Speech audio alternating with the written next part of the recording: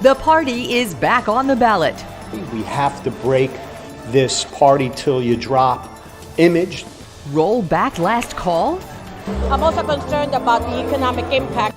Big money behind the battle on the beach. These grants encourage school districts to violate Florida law. School board sanctioned again. They can't pick and choose which parts of the law they want to follow. We will not be pressured by the governor or the state. The masks and the money. It's a big issue in Florida and South Florida. And a Local 10 exclusive, what you didn't hear from the vice president. It really has a direct impact on people in their daily lives. It's all live this week in South Florida. Good morning. Glad you could join us. I'm Michael Putney. I'm Glenna Milberg. We begin today with last call. One question on one city's upcoming ballot that is riveting South Florida. Should Miami Beach roll back the hours bars can serve drinks on South Beach and indeed throughout the city from 5 a.m. to 2 a.m.? It is the most contentious question on the November 2nd ballot, and it isn't even binding. It's a straw poll, and the central issues are crime and the reputation of South Beach. Big money is flowing to sway voters either way. Business owners in the entertainment district say the 3 hours of drink sales have nothing to do with the crime and chaos on South Beach. And so does Michael Grieco, state legislator, former Miami Beach commissioner, and Miami Beach resident. Among those pushing for the rollback and the redo, the current mayor up for re-election and former mayor Phillip Levine with us as well this morning. Great to see you both, and thank you so much for being here. Gentlemen, great to see you. And since we know you, have known you a long time, we'll do this on a first name basis. So Phillip Levine, let's begin. Make your best argument why stopping booze sales at 2 a.m. is the first step in sort of revamping South Beach and helping all of Miami Beach. Michael, thank you and Glenna for having me on the show. You know, I'm not running for office, and as a concerned father and a resident, I think I speak for a lot of Miami Beach folks that understand that unfortunately what we have been putting out across the country and the world is that we are an all-night party, do as you please environment. It's not to say that these problems happen necessarily between 2 and 5 a.m. But when you are putting out a signal to the world that we are a party place, do as you please, the reality is we have to change the signal, and the signal needs to be that we're taming the party. But it's not all Miami Beach. It's only a certain section of our city, which seems to be the lawless, reckless area, which is the entertainment district. Now, I can tell you that Phillip, if I can jump in here, Glenna was going to, but I will. Beat me to it. Let's let Michael Grieco get in here and make his pitch. Why, Michael, do you think that this question is simply not a good one for the city and for the economy, for all of Miami Beach? Well, simply stated, I feel like we're in Groundhog Day all over again. We did this 4 years ago, and 65% of the residents voted no. And the only thing that's happened between then and now is that there have been more bad headlines. But the problem is those bad headlines have no nexus between drink sales after 2 a.m. And that's the frustrating part. This is a problem that was created by City Hall. And I feel like on some level it was done on purpose. It's like demolition by neglect. You don't, take care of crime. You don't take care of the streets. In fact, you've created your own street party, and then you do it to deflect on what you created. And you want to blame it on business leaders who have been here for decades. And you're going to put people out of business. You're going to put people out of jobs coming out of COVID.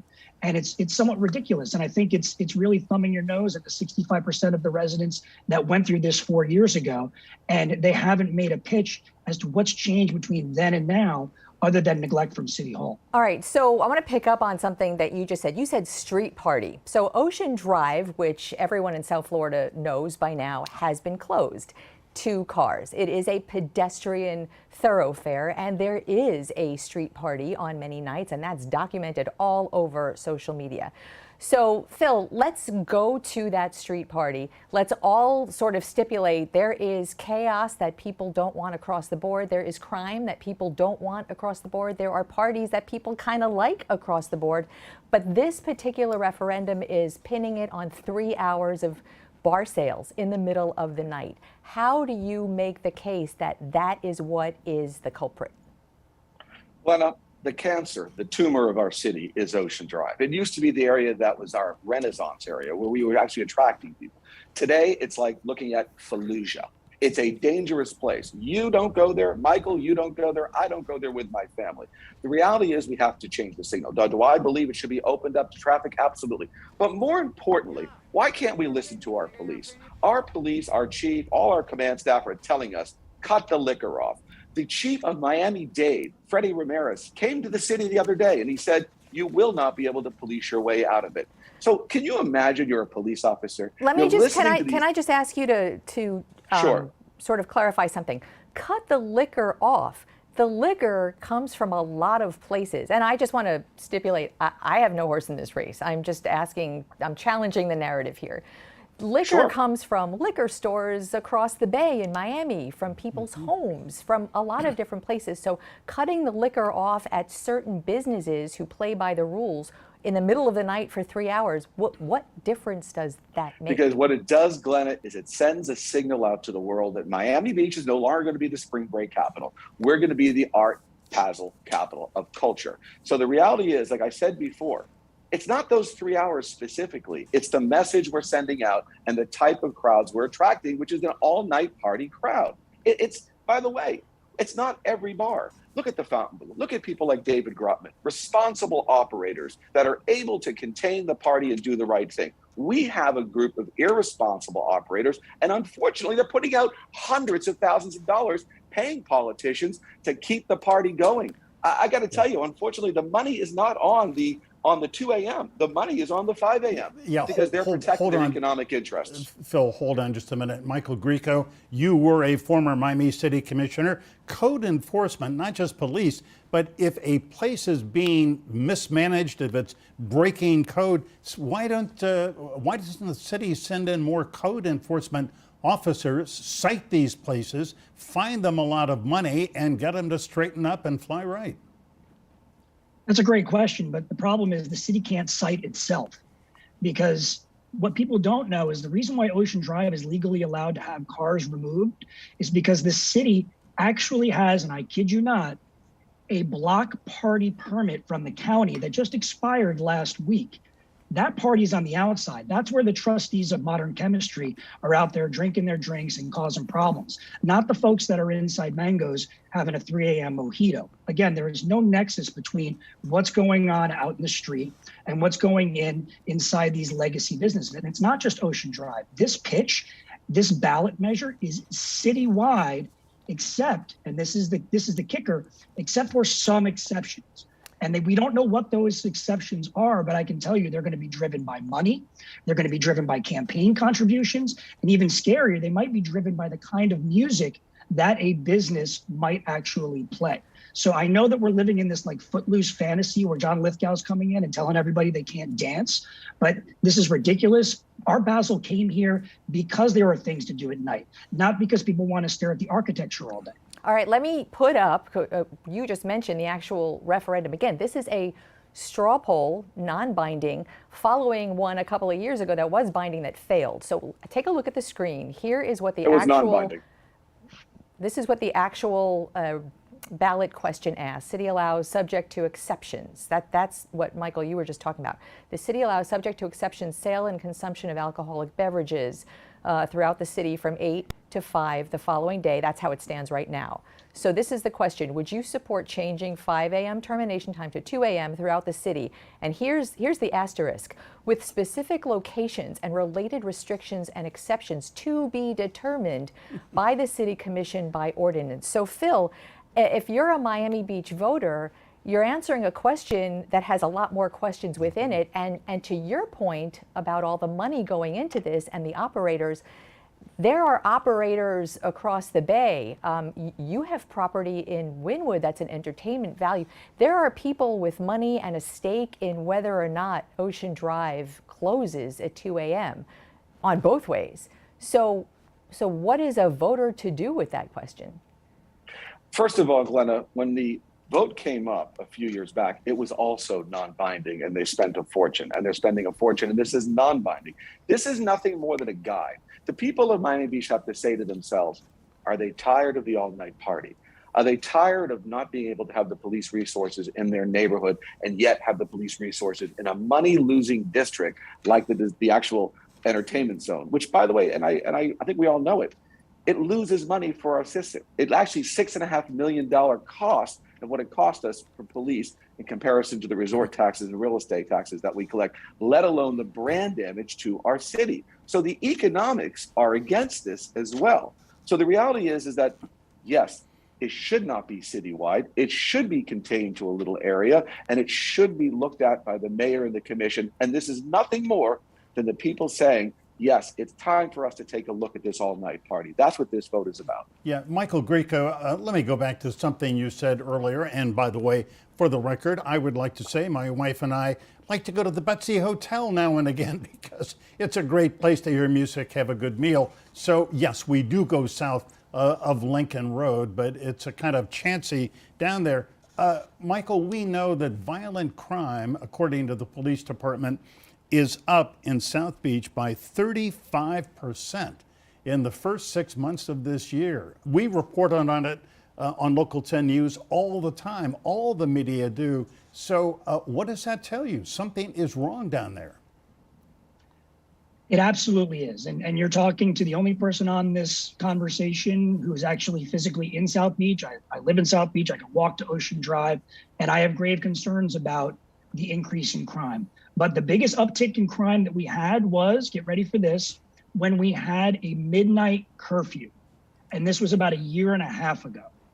So there's really no nexus between somebody getting shot or robbed at 6 o'clock in the afternoon, and again, somebody having a mojito at 3 o'clock in the morning. They have not established any sort of nexus. And it's one of these things, it's a red herring trying to distract away from City Hall's ability or inability to control chaos and mayhem on the streets. And in fact, they've contributed to it by shutting down roads and making it almost impossible for the police to be able to respond to calls for service. And even the FOP president, our police union president, has asked, open up the street, let's see what we can do. There are different ways to do community policing here in South Florida and here in South Beach. But at the same time, blaming it on a handful of businesses, and the mayor just said it himself, that this isn't citywide, this is about a handful of businesses, but it's not. And it's a red herring, and it's blaming somebody for the problem that you've created. And it's very frustrating to watch. Okay, so we have a couple of other issues to talk about within this issue. So we are going to take a quick break. We'll be back in 2 minutes to continue. Stay tuned.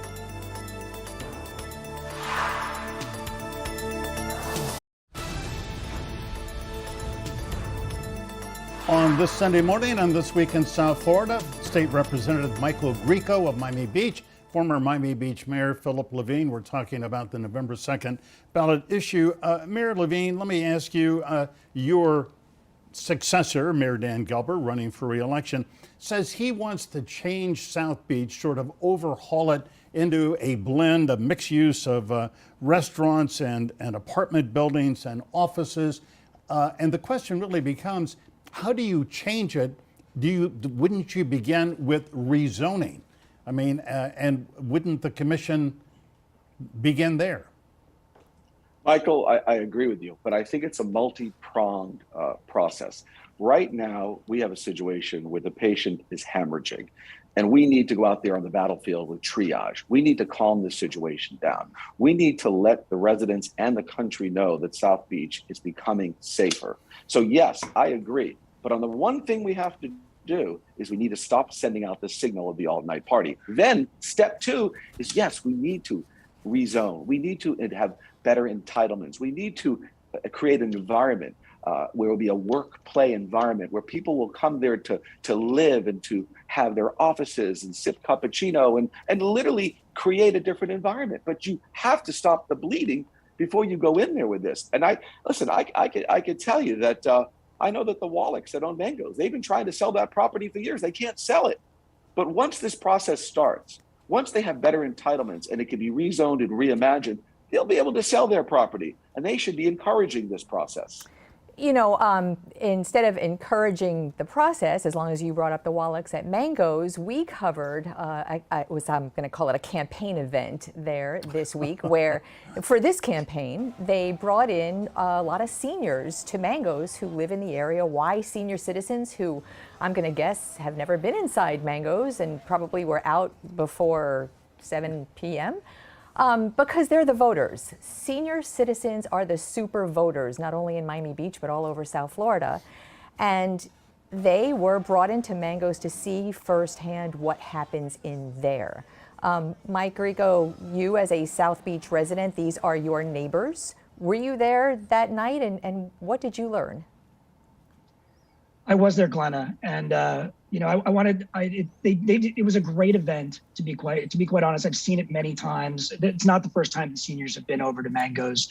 I live across the street from one of our largest senior centers. But I want to go back to the point about the rezoning for a second. I visit Naples several times a year. I don't want to live in Naples. It's beautiful. It's a nice place to visit. I live in South Beach. And I made that decision back in 1999 when I moved here. I've raised a family here. And I think it's somewhat disingenuous to now come in 20 plus years later and say, you know what, we just want to change things. And we want to change the way everything is, when the goose that laid the golden egg, which is our nightlife industry and our tourism industry, would suffer gravely as a result of it. I just don't want to see developers coming in, building up high rises where these architecturally beautiful buildings are. It's not something that I want to see. But yeah, okay. Can I just bring you back to the question? No disrespect to Naples, but I know a lot of people feel like you do. But as a South Beach resident whose neighbors are a lot of senior citizens who've lived on the beach decades, who were there that night, what did they say? What do they think? They said they know where they live. It's to the same point. There's plenty of other places along the water with beautiful weather that you can live. And people decided that they wanted to live, whether it be ride out their golden years or raise a family here in South Beach and in South Florida, specifically in Miami Beach. They know what they signed up for. There wasn't a different brochure when they came and moved into South Beach. So to come back in and now say we want to change the entire nature of what we are, it's a little scary. And I believe that the developers are licking their chops, hoping that these properties and these businesses devalue so they can go ahead and clean up and go ahead and build whatever they want. So Phil, can you answer that? Who is it besides the people you're talking about? Who is it on the beach that is complaining, not about the crime, but about the specific Ocean Drive reputation? Sure. Glenna, let me say this, and it's sad to hear this. You know what's disingenuous? Dragging seniors in to give them a little dinner and trying to convince them of something which they don't agree with. All I could hope is that Mangoes provided those seniors Kevlar vests before they went to that event and got them out before the sun went down. Okay, so that's the reality of the situation. Let's call it what it is, okay? But you know what's horribly disingenuous? What's horribly disingenuous is the father who died protecting his little baby boy on Ocean Drive. You know what's disingenuous? Having a brick thrown into your window of your apartment on Ocean Drive and picking up glass on your little kid's bed. Phil, I'm going to jump in here. But what's disingenuous is truly creating and letting this situation continue. That's disingenuous. Phil, excuse me. You are citing truly contemptible, reprehensible things that have happened on South Beach. But I would point out that Dustin Wakefield, this innocent young man who stood up and took a bullet to protect his son. They were eating outside on Ocean Drive at a restaurant. That happened in the middle of the day, or actually late in the afternoon. There was nothing to do with a 2 a.m. drinking ban. If you send out the signal, you will attract the wrong people. If you send out a different signal, you'll attract a different type of crowd. So I can't agree with you with that, Michael. Do you see, thinking about that crime, thinking about years worth of crimes that we've covered here that have been committed by mentally ill people who probably wouldn't be criminals if not for their mental illness. I know Miami Beach has really struggled with that a long time. How does that fit into this scenario at all, Michael? It doesn't. The city spends millions of dollars addressing homelessness. We spend hundreds of millions of dollars on police and code and everything that goes into it.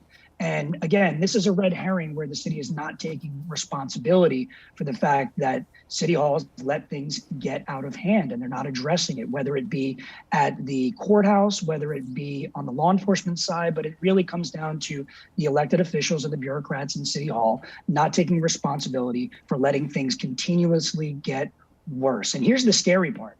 At 2 a.m., if you close a business and you tell them, okay, party's over, everybody go outside, the party's not going to end. The party's just going to relocate. And all we're going to be doing is creating a secondary market for illegal Airbnbs to have party houses, whether it be in Flamingo Park or in the single family home neighborhoods. So instead of the party being inside Mango's or inside Live or inside some of the other nightclubs, you're going to have it in houses and in multiplexes over in Flamingo Park. All right, Michael so Grieco, this is going to be a problem for everybody. that is going to be the final word for now for you to Phillip Levine. Thanks. Of course, voters have the final say November 2nd. We will see what they say then. Thanks but so gentlemen, much. Thanks. Thank you. Thank you. Thanks. Masks and money are again at the center of an escalating fight between the state and South Florida schools. The salaries of Miami-Dade and the Broward School Board members are on the line. We're going to hear from them both next.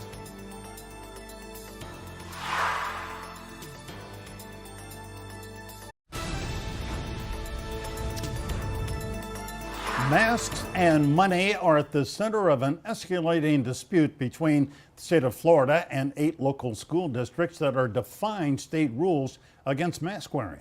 Among the 8 districts, both Miami-Dade and Broward County Public Schools all now facing the prospect of financial consequences. School board members' salaries are threatened. 2 are right there with us today. Broward School Board member Sarah Leonardi and Lucia Baez-Geller, Miami-Dade board member. Ladies, great to have you with us this morning. Great to see you. Good morning. Welcome. Glad you're here. Thanks for having us. Sarah, let me start with you because we spoke, I think, in August. You and Lucia as well were there, and then a Palm Beach board member as well. We're looking at fighting back legally against the state mandate. This week on Thursday, another shot across the bow from the Department of Education in the state. And so where is your legal response right now? Right. Last week, we, along with, I believe, 5 other school districts, including Miami-Dade County Public Schools, filed a petition to invalidate the emergency rule. So that's where we are legally right now. And has that been answered yet? Not to my knowledge. Lucia, you and the Broward School District, I mean, you both have the CDC guidelines behind you. You have the American Academy of Pediatrics. You have your own medical advisors that have said, yes, we believe the healthiest way for kids to go to school is on a mask. And yet here you've got the state education commissioner, the new chief doctor for the state, and the governor all saying, hey, you can't do this. So why are you right and why are they wrong? Well, you know, it's been really disappointing because, as you said, the science and the information says that we're on the right path. But really and truly, I believe the legal advice and I believe the Tallahassee judge a few months ago that we are, as school board members, in our right to protect our students. And I believe that this legal back and forth, it's over technicalities pretty much. But at the bottom line, we have a local decision-making authority that says that we have the right to protect our students. So it's clash of the titans as we stand right now, but here's the other side of the coin. State law, as it were, at the moment, you're violating it. And in fact, the Board of Education, the Education Commissioner, Richard Corcoran, on Thursday, pretty much talked about these districts violating the rights of parents. I'm reading a little bit so I get his words right. Violating the rights of parents, personal and private health decisions for their children. So technically speaking, Broward and Dade are violating state law at the moment. How do you handle that, Lucia? Well, I mean, for me personally, I feel like this is an example of, you know, overreach by our governor and commissioner of education and kind of playing with people's lives. I think that it's morally wrong to be kind of applying this law. We have stated that we're going to be following the science, And I call on them to really change their course. I believe that we are on the right side of the issue, and we will continue doing that in order to protect our students. Oh, okay, point taken. But right now, Sarah, it's the law. That was, let me rephrase the question a little bit. Right now, you're violating state law. Initially, there were 11 districts doing the same thing, not 8, and 3 of them, including Sarasota, just as an example, redid their rules to fit state law. Broward has not done that. And so I'd like to hear you speak to sort of that portion. So I would actually counter that with the fact that the Board of Education is in violation of the Florida Constitution under Article 9, Section 1, Paragraph A, to which Lucia and I swore an oath to provide a safe and secure system of high quality public schools. And we did that, and we are continuing to do that by implementing public safety measures recommended by medical professionals. And additionally, Richard Corcoran got a letter from the U.S. Department of Education this week stating that he could be in violation of the Elementary and Secondary Education Act, which states that in Section 8522 states that they cannot take under consideration federal money that is given to local school districts when it comes to applying state aid. Yeah. So I think that the Board of Education and the governor are facing legal troubles on multiple fronts, not us. Just for the record, we want to point out we have invited for the last couple of weeks State Education Commissioner Richard Corcoran to join this conversation, and thus far he has declined.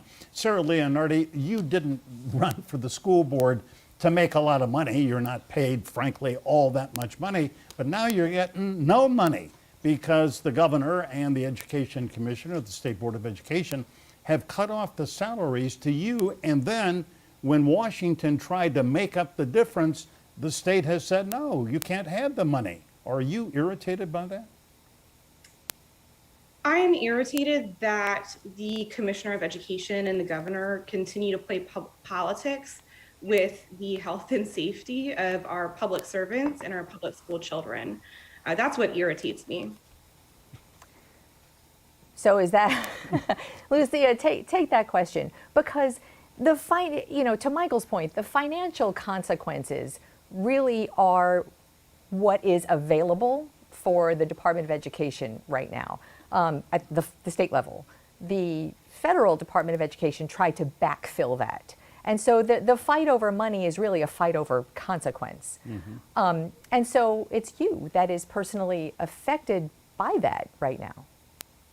Yeah, I mean, I think the idea of this is really repugnant in many ways, but threatening to take away our salaries is obviously not going to affect our decision. And we're really just doing what we have to do. And the only people that are losing here are the students. These are funds that are much needed in our districts. We know how much our students have been suffering, and it's really a shame. It's repugnant to me. Sarah, the $421,000 that the Biden administration has already sent to Broward, that's a year's worth of salaries for the board members. Where is that money now? I'm not quite sure. Things have really been happening very quickly with the back and forth with the state and us applying for the SAFE grant. So I really am not sure what's going on with that money right now. Yeah, except it's not in your bank account. We know that for sure. Lucia, let me ask you, this week you, the board, and Superintendent Alberto Carvalho indicated that you're going to change some of the COVID-19 protocols when it comes to quarantining. Previously, any student who was exposed to COVID-19 had to really be out of school for 10 days. What is your new policy?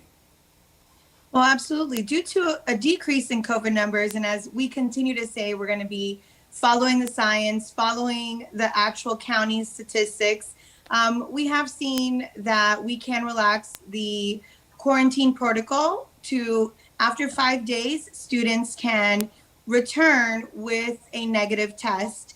And this is just one of the many things that we've been doing to make sure our students are in the classrooms as much as possible. And it's part of our initial mask mandate that we will be reviewing these. So it's been narrowly tailored from the beginning to be real time and to be in the best interest of our students' education above everything else, but of course, following the science. And let me follow up if I can. I think that, as I heard Alberto Carvalho speak this week. He strongly indicated that as positivity rates go down, as the Delta variant surge continues to drop, that the school board, that you and your fellow 8 members are going to reconsider and perhaps change the mandatory mask policies. Is that right?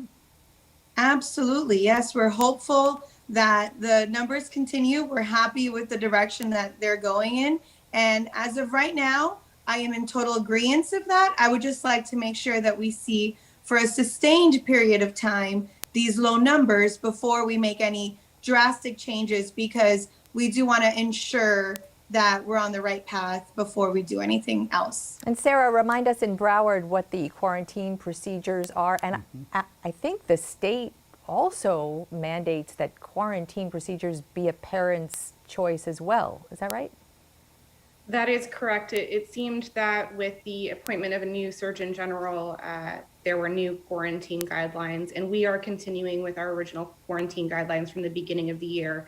It's honestly like a very complicated tree of decisions. So if you're asymptomatic or symptomatic and you've been exposed, you have to quarantine for a different number of days. But we're sticking with that. And just like Miami-Dade County Public Schools this week, we've decided to readdress the mask policy as well as the quarantine policy at a certain point of positivity rates for, I believe, an average of 10 days. So again, we're following the science. We're not committed to this forever. We just want to make sure that we're doing our due diligence and listening to medical professionals. All right, Sarah, Lucia, stay exactly where you are, and we will be back with more questions in just a minute.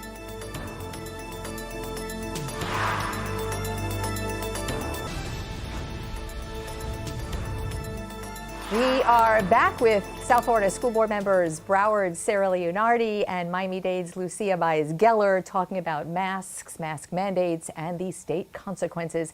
I want to just, before we move on to anything else, get a real practical sense of what's going on in the districts. If you both would, Sarah, start with you.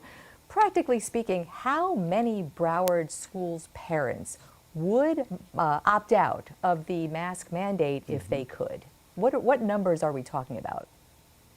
So as far as we know, with the daily reporting of students who are not in compliance with the mask mandate, it's I believe at most 10 students per day out of over 250,000 students. So a very, very small minority. And Lucia, does Miami-Dade have that same kind of ratio? And if so, is this a fight that's worth fighting with those numbers? Right. Yeah. I mean, same, very low numbers according to our schools. Very few incidents. Also, most kids are in compliance. The vast majority are happy, our parents, teachers, and students, with just being back in school. Remember, a lot of these kids were not in school for so long, and they are ready to comply as long as they feel safe. And many parents want that and are participating in the process. It's a vocal minority that is really kind of making their position heard, but most are very happy. So we continue to do what we have to legally so that we can continue to protect our students. Ladies, there's been a lot of controversy over the last week or so about $2.3 billion for Florida for education, which is sort of sitting there because the state education department and the commissioner didn't ask for it. Well, late this week, they did ask for it. And Lucia, I see that Miami-Dade County Public Schools is going to get $1,500,000. What is that money going to do? Oh, these funds, they're absolutely essential to the academic, emotional, and social needs of our students. A lot of it has already been planned out and designated. So we definitely thank our superintendent for being firm on this issue. And just the impact is going to be way beyond COVID. It's for health, it's safety, mental health, support personnel, and we're going to continue to fight for it because it's ready and we need it. Well, I did see that Christina Pusha, who is the sort of combative press secretary for Governor DeSantis, at one point, Sarah, she essentially said, Florida's already got enough money for education. That was before they finally asked for it. I mean, Broward can use this money as well. Right. And I think that, their flippant approach to literal billions of dollars in federal aid that could go to addressing, academic and social emotional gaps for our students really demonstrates an agenda of dismantling public education in the state. And it tracks with decades of that agenda in the state through the GOP and state leadership. I think, let me just ask the question I think the opposition might ask if they were with us today. Those dollars are non-recurring. So when you use the dollars for these very worthy programs and necessary programs, what happens in the next budget cycle to those programs? Right. Well, luckily, we have very well-equipped financial folks in our school district and an interim chief financial officer who constantly reminds us that these dollars are not recurring. And so we're dedicating these dollars to making infrastructure upgrades, HVAC improvements, as well as hiring temporary tutors and people like that to address the real academic gaps that our students are experiencing because of this pandemic. Let me ask you both a question with a kind of a preamble, which is, in my opinion, I think serving on a school board is about a noble as elected position as there is. You both run, in a nonpartisan way. You don't run as a Democrat or Republican. Over the last month or two, school board members around the country have been harangued, have been harassed, have been threatened by people who are objecting to wearing masks. Now, it's happened in some other districts in Florida, but Sarah, have you heard any threats in Broward County? I think that we're all kind of getting conditioned to getting daily harassing emails from people. I've certainly received some disturbing, mostly anonymous words from folks. I didn't, like you said, run for this position because it makes a lot of money or, it's a lot of shine or anything like that. I did it to serve and to serve our kids and our public schools employees. And so while it's very disappointing that the rhetoric has gotten to this point, I just try to ignore it and do my best to provide a quality education for our students. Yeah, and Lucia, what about you? We know that there have been outside the Miami-Dade School headquarters building, there have been some noisy protests, but have they actually come in and threatened you and your fellow board members? Oh, absolutely. And I think a lot of those threats and harassment is really being fueled by a divisive rhetoric, a lot of it coming from up top, from our governor. And I think our board members across the state have been under a tremendous amount of pressure really not seen before in a long time. And everyone has a right to their voice, and it's a democracy. And we're happy that parents and community members are participating in the process. But I think we want them to be very well informed. And a lot of them have not necessarily been that way. And they're very passionate, but there's a lot that we disagree on. And I really applaud all of our board members across the state for what they're doing and for standing up for our students. Miami-Dade School Board member Lucia Baez-Geller and Broward School Board member Sarah Leonardi, thank you so much for sharing your perspectives, and you always are a friend of this program anytime, and we thank you for your time. We will see you soon. Thanks so much. In Washington, these are anxious days for the Biden administration and for the Vice President. Up next, our D.C. Bureau Chief speaks one-on-one with Vice President Kamala Harris. Stay tuned.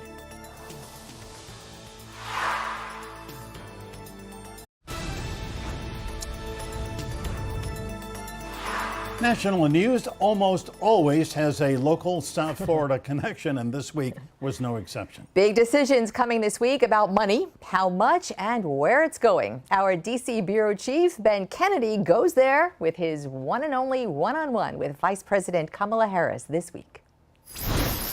So let's start with infrastructure. In an exclusive interview with Local 10, Vice President Harris talked about the latest efforts to pass an infrastructure bill. Florida has over 400 bridges that are in bad condition, that over 700,000 people don't have access to affordable high-speed internet. It's a big issue in Florida and South Florida. This as the House debates the president's $3.5 trillion budget plan to invest in climate change, education, and health care. We're talking about things like childcare. You know, one of the things the pandemic made really clear is the number of working parents who need childcare to do their work, but they need it to be affordable and accessible. But some members of Congress differ on the size and scope of the proposal, as some progressive lawmakers want it passed first before a vote on infrastructure. When we're talking about infrastructure, it really has a direct impact on people in their daily lives. Everything from roads and bridges to broadband. Her remarks come as the fate of the U.S. economy hangs in the balance. Congress has until October 18th to raise the debt ceiling, as Thursday the Senate announced a breakthrough. Republican and Democratic members and staff negotiated through the night. We have reached agreement to extend the debt ceiling through early December. I think it's a positive step forward, and you know, we have to pay our bills. In December, lawmakers will face two big deals to fund the government and to extend the debt ceiling. Should Americans be worried, we'll be right back where we started. Well, listen, here's the thing about the debt ceiling, and really it is similar to what you and I and all your viewers know about our own lives, and in that way, the government and the country is no different. You rack up bills as part of the cost of living. You need to pay your bills. When you don't pay your bills, then the people that you do business with lose confidence in you. In March, the vice president was tasked with addressing the root causes of migration from Central America, as state officials in Texas prepare for another possible surge of Haitian migrants at the border. The country of Haiti has experienced extreme hardship for a long period of time. What we all know is just even in the last decade, what has been obvious, and even before that, but hurricanes and floods and the assassination of a president. And what we are doing as the United States government is saying, let's give aid to Haiti. Let's also provide for temporary protected status for Haitian immigrants. What changes are being done at the border in light of what happened in Del Rio? What we are doing and what we've been doing through the Department of Homeland Security is making sure that, one, we can reconstruct the system in a way that is humanitarian and is humane, but also that is about protecting what we need to do in terms of making sure that we have processes in place that are fair and allow people due process.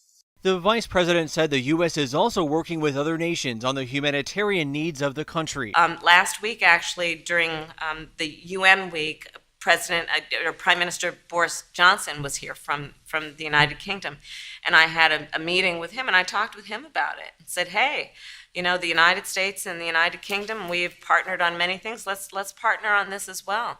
And that's been our approach. This should be about a global and an international agreement that, especially for those of us who are in the Western Hemisphere, but beyond, Haiti needs help, and so let's give it.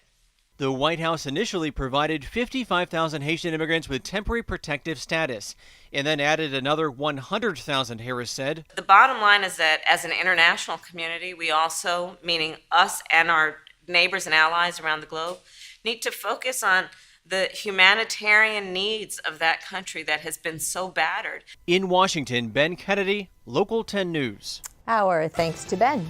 And we'll be right back.